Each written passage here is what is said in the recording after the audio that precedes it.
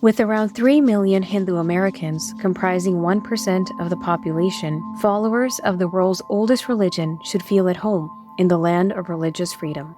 Yet, an unsettling pattern of discrimination, hate crimes, and institutionalized biases tells a different story about the lives of Hindu Americans. The history of Hinduphobia in the U.S.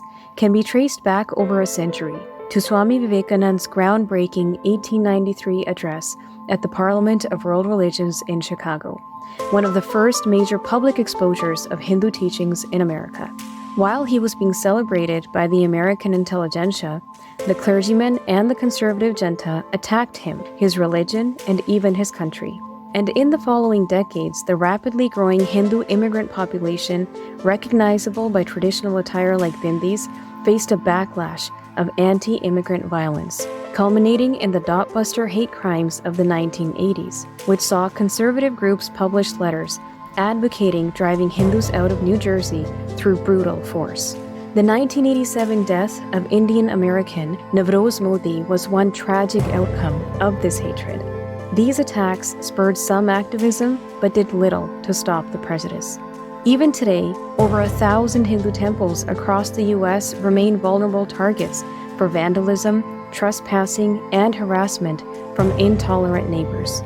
The unique, vibrant architecture meant to inspire peace frequently inspires the opposite from those who lack understanding. And that lack of understanding is perhaps the core issue. To much of the American public, Hinduism remains a poorly grasped, exotic curiosity at best, and at worst, a pagan belief system viewed with fear, disdain, and paranoia. Christian proselytizers have stoked these flames, demonizing Hindu gods and practices like yoga as corrupting influences that must be expelled from their land. Unsurprisingly, national polls reflect these skewed perspectives, with Hindus facing disproportionately negative views compared to other U.S. religious groups. While vulgar, bigoted rhetoric is legally protected, it undoubtedly sows seeds of hatred that manifest as violence, harassment, and alienation for Hindu American youth.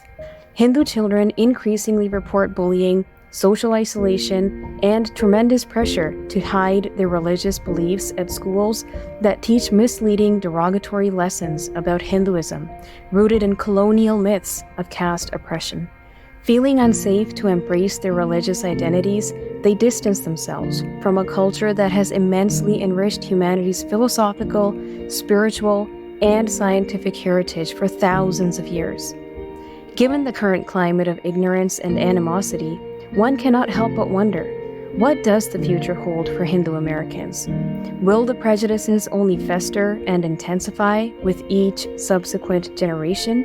Or can this ancient culture finally be understood and celebrated as a treasured part of American society's pluralistic ideals?